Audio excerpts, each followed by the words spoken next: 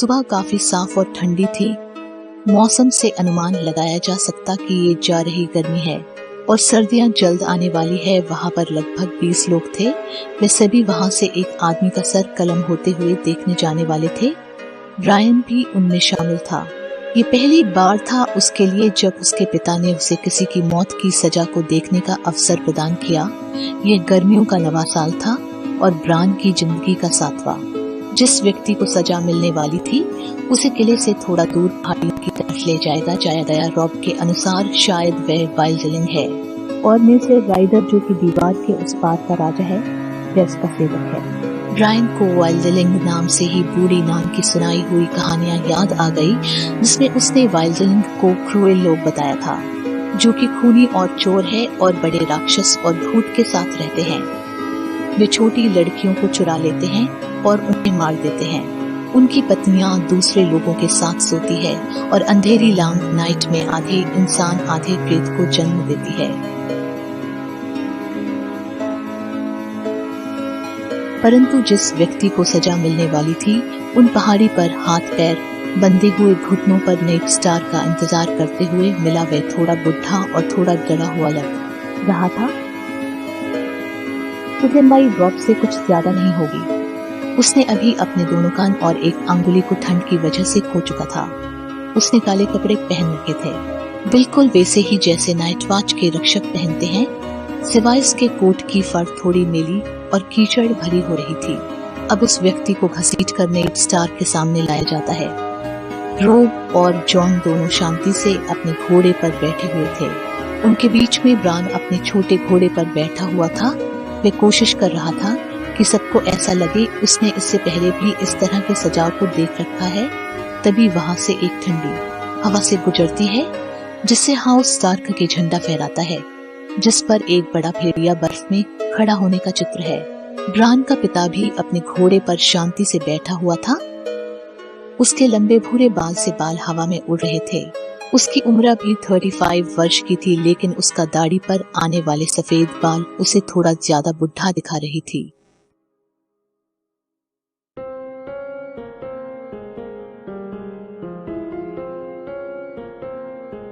उसे वहां देखकर कोई नहीं कह सकता कि ये वही आदमी है जो शाम को अपने बच्चों के साथ बैठकर आग के सामने अपने बच्चों को पुराने वार हीरोज और चिल्ड्रन ऑफ फॉरेस्ट की कहानियां सुनाता होगा। कि चेहरे पर एक पिता के बजाय एक गंभीर राजा के भाव थे। उसने पिता के भाव अपने मन से विंटरफेल में ही छोड़ दिए थे। अब उस व्यक्ति से कुछ सवाल जवाब किए गए, लेकिन ब्रायन को कुछ ज्यादा समझ में नहीं आए। अंत में ब्रायन के पिता ने आदेश दिया, जिससे 2 सैनिक उस व्यक्ति को घसीट कर लकड़ी से बने तख्ते पर लेकर गए। फिर जबरदस्ती उसे लोहे से बने आकृति में उसका सर झुकाया गया। नेड स्टार्क ने आदेश दिया, जिससे वार्ड थियोन ग्रेजॉय उसकी तलवार लेकर वहां पहुंचा। उस तलवार का नाम आइस, जो कि पुराने वेलेरियन स्टील से बनी हुई थी और बहुत ही तीखी थी। नेड स्टार्क ने अपने दस्ताने उतारे, उन्हें जोरी केसल को दिए, जो उनके घर के रक्षकों का कप्तान था। अब उसने अपनी तलवार को ऊपर उठाया और बोला, in the name of the robot of house Baratheon, 7 राज्यों का एकमात्र राजा और वेस्टर्स का पहला व्यक्ति, उसके अंतर्गत में नेड स्टार्क, जो कि हाउस स्टार्क का उत्तराधिकारी हूँ।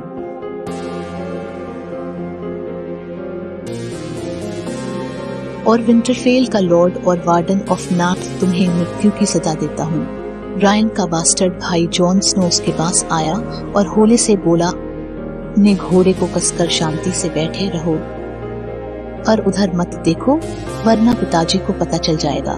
अब ब्रायन ने अपने घोड़े को कसकर पकड़ लिया और मिलती हुई सजा को देखने लगा।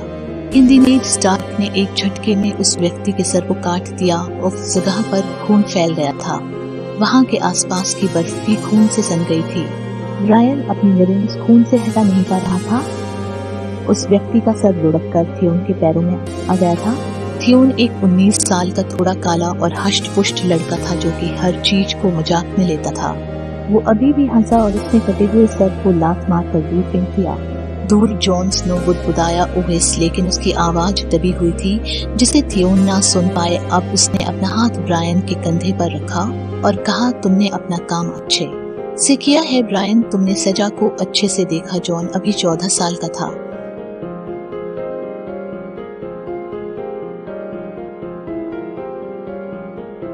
अब सभी विंटरफेल की तरफ रवाना हो चुके थे।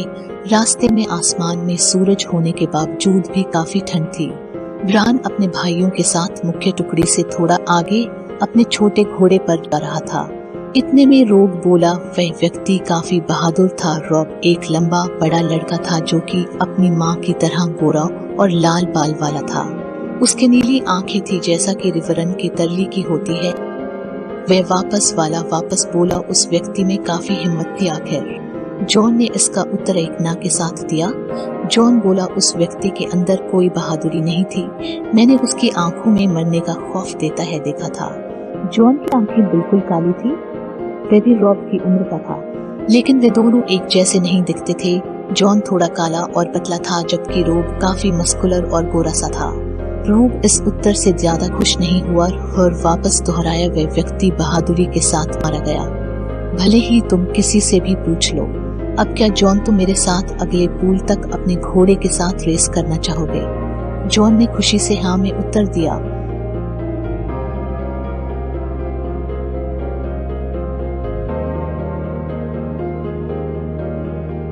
अब जॉन और रॉब दोनों ही अपने अपने घोड़े को तेज एक दूसरे से आगे निकलते हुए दौड़ाने लगे। रॉब घोड़े को भगाते हुए जोर से हंसता और किलकारियां मारते हुए जा रहा था, जबकि जॉन काफी शांत था। ब्रायन उन दोनों के साथ रेस नहीं कर सकता था क्योंकि उसका घोड़ा उनके घोड़ों से मुकाबला नहीं कर सकता था। अब ब्रायन मरे हुए व्यक्ति की आंखों के बारे में गंभीरता से सोचने लगा। इतने में ही उसे दूर कहीं जंगल में रॉब के हंसने की आवाज सुनाई दी जो कि वापस शांत हो गई। अब ब्रायन अपने विचारों में ऐसा खोया हुआ था कि उसे पता ही नहीं चला कि कब उसके पिता की टुकड़ी उसके पास में आ चुकी है। उसके पिता ने घोड़े से पूछा, क्या ब्रायन सब कुछ ठीक तो है ना? ब्रायन ने उत्तर दिया, हाँ सब कुछ सही है। मैं थोड़ा सोचने लग गया था कि रॉब कह रहा था वह आदमी बहादुरी के साथ मारा गया, लेकिन जॉन बारंबार नकार रहा था। अब कौन सही है? पिता ने उत्तर दिया, तुम्हें क्या लगता है? इस पर ब्रायन बोला, क्या एक डरपोक भी बहादुर हो सकता है? इस पर उसके पिता ने हाँ में उत्तर दिया और कहा, तुम्हें क्या लगता है मैंने उसे क्यों मारा? अब ब्रायन बोला, क्योंकि वह एक वाइल्डलिंग था जो कि औरतों को दूसरों बेचता है और छोटी लड़कियों को पकड़ता है। इस पर नेड स्टार्क मुस्कुराया और बोला, ओ भगवान, ये बुढ़ी नान भी तुम्हें क्या क्या कहानियां सुनाती। असल में मैंने उस व्यक्ति को इसलिए मारा क्योंकि वह नाइट वॉच का एक सैनिक था जिसने अपनी शक तोड़ दी और वहां से भाग गया।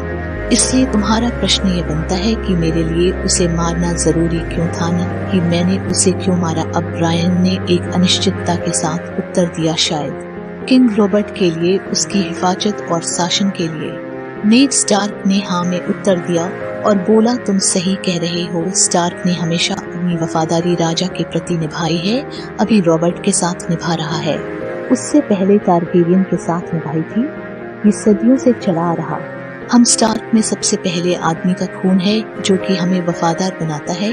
अगर तुम्हें किसी को मौत की सजा देनी हो तो तुम्हें उसकी आंखों में देखना चाहिए, उसके अंतिम शब्दों को ध्यान से सुनना चाहिए। अगर तुम ऐसा नहीं करते हो तो तुम उसे मारने के लायक नहीं।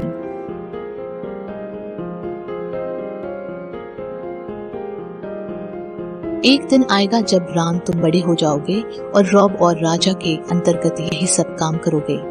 अब उन्हें दूर जंगल से जॉन आता हुआ नजर आया जो कि अपने हाथ को जोर से हिलाकर बुला रहा था। जॉन दूर से ही चिखा, पिताजी, ब्रान जल्दी इधर आओ, देखो रॉब ने क्या ढूंढ लिया है। ऐसा कहकर वह वापस जंगल की तरफ जल्दी से जाने लगा। जोरी जो कि उनके पीछे अपने घोड़े पर चल रहा था, वह निराशा भरे स्वर में बोला, ओ भगवान, क्या मुसीबत आ गई है? नेड स्टार्क ने अपनी टुकड़ी को आदेश दिया, चलो हम भी चलकर देख आए, आखिर मेरे बेटे ने क्या मुसीबत खड़ी कर रखी है।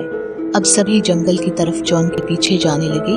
उन्होंने जंगल में दूर एक नदी के किनारे बर्फ में रॉब को खड़े हुए पाया, जिसके हाथ में कुछ था और वह किसी चीज के दुलार कर रहा था। जोरी ने वहां जाकर अपनी तलवार बाहर निकाली। इस पर रॉब ने चेतावनी दी, दूर करो इस तलवार को। रॉब दुलार करते हुए कहा, यह तुमको कोई नुकसान नहीं पहुंचा सकती, ये तो कब की मर चुकी है। ब्रायन जब वहां पहुंचा तो वह जल्दी से अपने घोड़े से कूद गया और रॉब की तरफ भागा।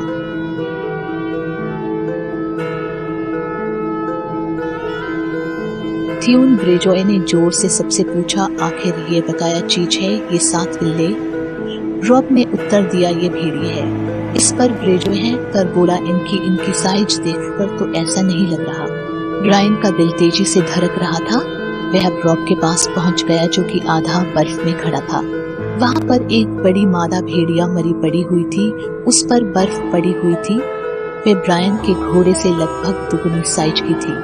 जॉन जोर से बोला, यह डायर वुल्फ जो कि दूसरे आम भेड़ियों से काफी बड़े होते हैं। इस पर ग्रेजॉय ने चौंक कर उत्तर दिया, लगभग पिछले 200 साल से दीवार के इस पर एक भी डायर वुल्फ नहीं दिखा। इस पर जॉन ने हंसते हुए उत्तर दिया, मैं तो देख रहा हूँ।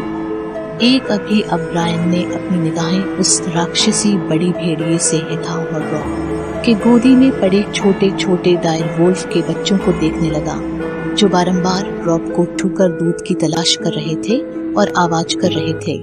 रॉब ने ब्रायन से कहा, डरो मत, ये तुम्हें कुछ नहीं करेंगे।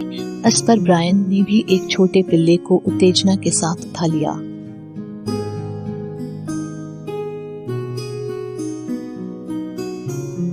अब जॉन ने भी एक पिल्ले को उठा लिया और खुशी से बोला, यहाँ पर पूरे 5 है। अब ब्रायन बर्फ में बैठ चुका था। उसने उस पिल्ले को अपने गाल पर छुआ तो उसने पाया कि उस डायर वुल्फ की और काफी कोमल और गर्म है।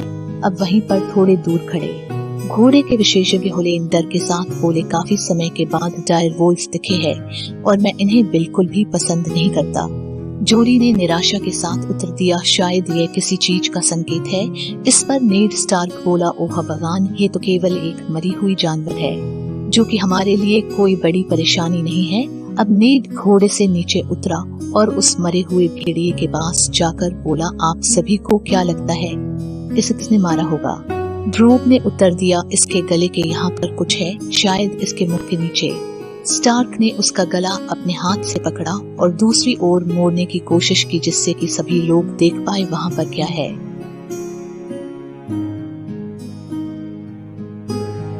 वहां पर एक निशान बना हुआ था और उस मादा भेड़िए के सारे दांत टूटे हुए थे और एक सींग घुसा हुआ था।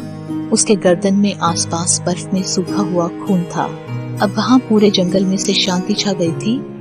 इन सारे लोगों में से कोई भी कुछ भी नहीं बोल रहा था, किसी के कुछ भी बोलने की हिम्मत नहीं हो रही थी।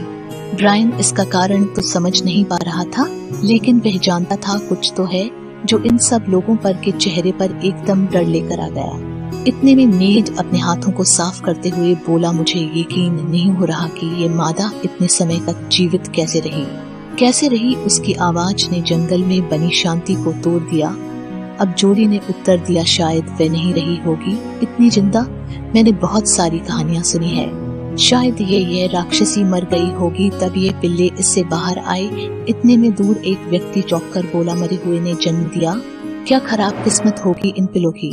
कूलन निराशा भरे स्वर में बोला, कोई नहीं, वैसे भी ये पिल्ले भी जल्दी मरने वाले हैं। इस पर ग्रेजॉय जोर से बोला, जल्दी मर जाए तो अच्छा है। अब उसने अपनी तलवार बाहर निकाली और ब्रायन से बोला, इधर लाओ इसे। ब्रायन ने उसे देने से मना कर दिया और बोला, ये मेरा है। रॉब ने गंभीरता से उत्तर दिया, दूर रखो। बात को उस समय रॉब की आवाज बिल्कुल उसके पिता की तरह लग रही थी, जैसे वह पूरी टुकड़ी को कमांड कर रहा हो। उसने आदेश दिया, हम इन पिल्ले की देखभाल करेंगे। कूलन के बेटे हार्विन ने उत्तर दिया, आप इनकी देखभाल नहीं कर सकते, इनके लिए मरना ही बेहतर होगा, इनकी मौत ही इन पर दया होगी। ब्रायन ने बड़ी आशा से अपने पिता की तरफ देखा, लेकिन उसके पिता ने उसे निराश करके बोला, हार्विन सही कह रहा है, इन्हें मार देना चाहिए, क्योंकि ठंड और भूख से मरने से अच्छा है तलवार से मर जाए। इस पर ब्रायन निराशा से बोला, नहीं। अब उसकी आंखों में आंसू आ गए थे, लेकिन वह अपने पिता के सामने रोना नहीं चाहता था। रॉब ने भी इसका विरोध किया। इतने में ही जॉन स्नो बोला, लॉर्ड स्टार्क। जॉन के मुंह से पिता शब्द सुनना काफी मुश्किल था। वह हमेशा नेड स्टार्क को लॉर्ड स्टार्क ही बोलता था। अब ब्रायन के लिए एक आशा की किरण जागी।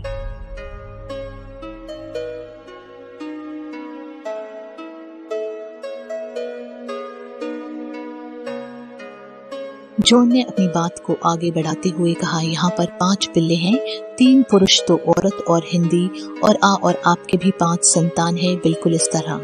आपके हाउस स्टार का औपचारिक चिन्ह भी डायर वुल्फ है। क्यों नहीं आप इन पिल्ले को अपने बच्चों को सौंप देते हैं? ब्रायन ने अपने पिता के चेहरे की भाव को बदलते हुए देखा।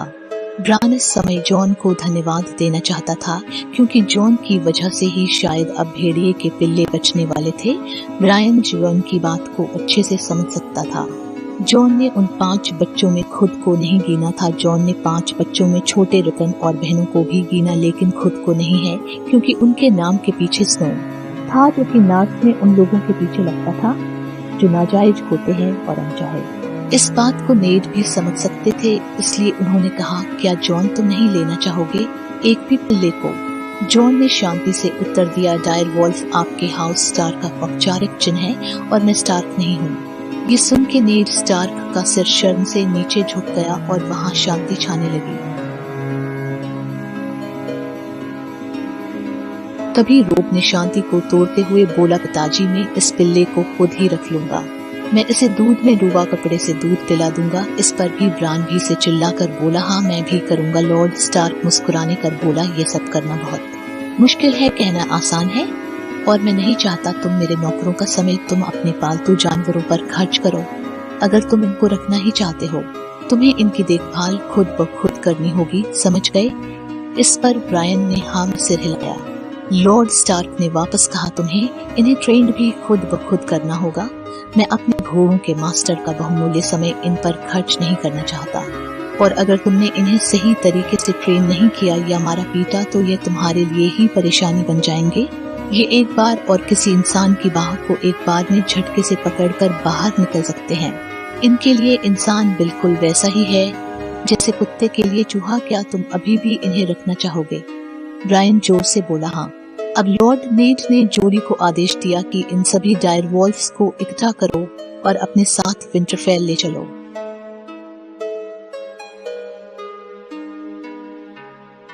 ब्रायन ने अपना डायर वॉल्फ नहीं दिया, क्योंकि वे उसे अपने ही पास रखना चाहता था। उसने उसे अपने सीने से चिपका रखा। अब वे वहां से जाने लगे। जॉन और नेड सबसे अंतिम चल रहे थे। इतने में दूर होने कुछ आवाज सुनाई थी, जिस पर नेड ने जॉन से पूछा, क्या है वहां पर? इस पर जॉन वापस उसी मरी हुई माँ ने पास गया और वापस आया। आते समय उसके हाथ में भी एक छोटा पिल्ला था। जॉन ने कहा, शायद ये उन सभी से दूर गुड़क कर चला गया। लॉर्ड स्टार्क ने मुस्कुराते हुए कहा, शायद उनसे दूर ले जाया गया। ये पिल्ला उन सभी से अलग था। इसका सफेद थी, जबकि बाकी उन सभी की थोड़ी भूरी थी। इसकी आंखें भी बिल्कुल लाल खून की तरह थी, जो कि सुबह मरे उस व्यक्ति के खून की तरह थी। बाकियों की बजाय इसकी आंखें खुल चुकी थी। थियोन अब हंसते हुए बोला, ये सबसे अलग है, ये सबसे जल्दी मरेगा। इस पर जॉन ने अपने पिता की तरफ देखते हुए मुस्कुराहट के साथ कहा, मैं नहीं सोचता कि है जल्दी मरेगा, ये मेरा है अब से। उसकी आवाज में एक अलग ही खुशी थी।